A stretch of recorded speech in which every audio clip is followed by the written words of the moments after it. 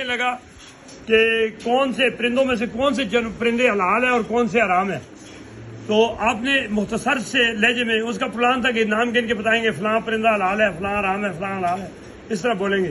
تو اب اس نے کیا چکر کیا، اس نے یہ بات پوچھنا چاہیے. تو اس کے لیے مولا علی جو ہے انہوں نے مختصراً بتا دیا اسے کہ جون سے پرندے حلال وہ پرندہ ہے جو اپنے اس میں چونچ سے ڈائریکٹ کھائے گا، اور حرام وہ پرندہ ہے جو اپنے پنجے میں پکڑ کے کھائے گا. اور جس طرح یہ بھی طوطا ہے ہمارے پاس پیرٹ سے، ٹھیک ہے، یہ اب حرام پرندہ ہے. اس نے کیا کرنا ہے، یہ اب اس میں پنجے میں پکڑ کے کھاتا ہے.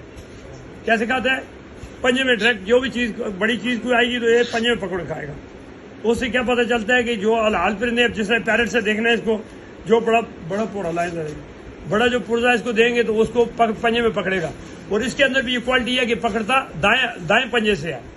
یہ بڑی خوبی ہے کہ انسان کو اللہ تعالیٰ نے سکھایا کہ دائیں ہاتھ سے، حضور صلی اللہ علیہ وسلم نے فرمایا دائیں ہاتھ سے کھانا کھاؤ اور دائیں طرف سے چلو، دائیں ہاتھ میں چیز لو اور دو. تو اس کے اندر یہ کوالٹی ہے کہ دائیں پنجے میں چیز کو پکڑتا ہے.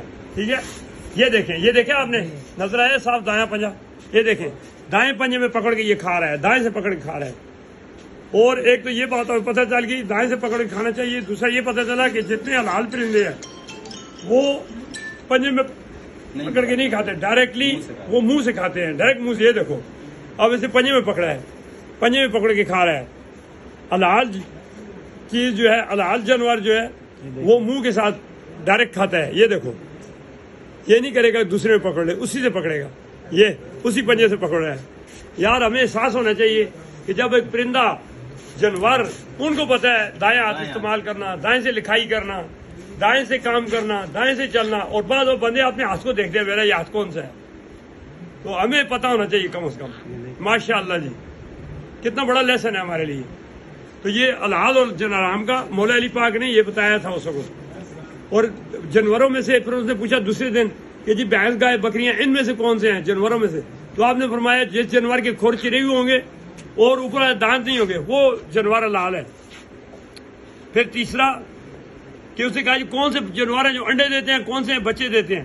تو آپ نے فرمایا جن کے کان باہر ہوں گے وہ بچے دیں گے، جن کے کان اندر ہوں گے وہ انڈے دینے والے جانور ہوں گے. ٹھیک ہے. پھر سوائے چمگادڑ کے، چمگادڑ اس کی اپوزٹ چلتی ہے.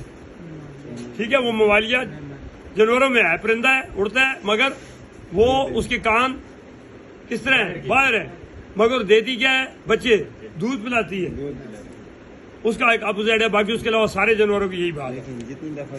جتنا بھی کرو گے، یعنی اس کو ہمیں شرم آنی چاہیے یار، سیکھنا چاہیے ان چیزوں سے. کتنی بار اس کو دیا ہے، اسے دائیں ہاتھ سے پکڑ کے کھا رہا ہے. تو یہ اللہ کا احسان ہے، اللہ کا فضل ہے. اور ایک اور کمال کی آپ کو بتا دوں، یہ ہم نے فرسٹ ایڈ سیکھی ہے نا، فرسٹ ایڈ میں ہم نے چیزیں پڑھی ہیں. فرسٹ ایڈ میں ہم نے کیا سیکھا ہے کہ بھائی کوئی بھی فرسٹ ایڈ کے طور پہ، ٹیمپریری طور پہ ہم یہ سملو استعمال کرتے ہیں. تو یہ سملو کا علاج پرندوں نے بتایا ہے. کئی دفعہ پرندے پکڑے ہیں، دیکھے ہیں، طوطا ہے، کبوتر ہے، مرغی ہے، کاٹی ہے، دیکھا ہے تو اس کی ٹانگ پہ چھلکا لگا ہوا ہے، ٹانگ ٹوٹی ہے، اسے سنبل کا چھلکا ٹانگ پہ اپنی پہ رکھا ہے، رکھنے کے بعد سنبل کا چھلکا اس کے اوپر چسپاں ہو گیا ہے اور اسی کے ساتھ اس کی ٹانگ ٹھیک ہو گئی ہے. تو سملو اتنی خاص چیز ہے. یعنی پرندے جو ہیں، اسی طرح آپ نے دیکھا ہے کہ ہم نے ایکسیویشن کا ٹاپک پڑھ لیا ہے. تو ہمیں کس نے سکھایا ایکسیویشن کرنا؟ قرآن پاک میں آتا ہے کوے نے سکھایا ہے. کوے نے سکھایا ہے کہ بھائی آپ نے وہ ابیل اور کابیل کا واقعہ سنا ہوا ہے. اس میں وہ بھائی لے کے پھر رہا ہے، بھائی میں کیا کروں؟ تو کوے نے سامنے آ کے زمین کھودنا شروع کر دی اور اس نے سیکھا ہو میں کوے کے برابر بھی نہیں ہوں کہ میں اپنے بھائی کے جنازے کو نہیں دفنا سکا. تو اس لیے یہ چیزیں جتنی بھی ہیں اللہ پاک کا فضل ہے. ان چیزوں کو اللہ تعالیٰ نے سکھایا ہوا ہے، ہمیں یہ چیزیں سیکھنی چاہیے. یعنی نیچرلی طور پہ یہ ساری چیزیں اللہ تعالیٰ نے ہمیں سکھائی ہوئی ہیں. ہو سکتا ہے میری بات آپ کو سمجھ آ گئی ہو. Thank you very much.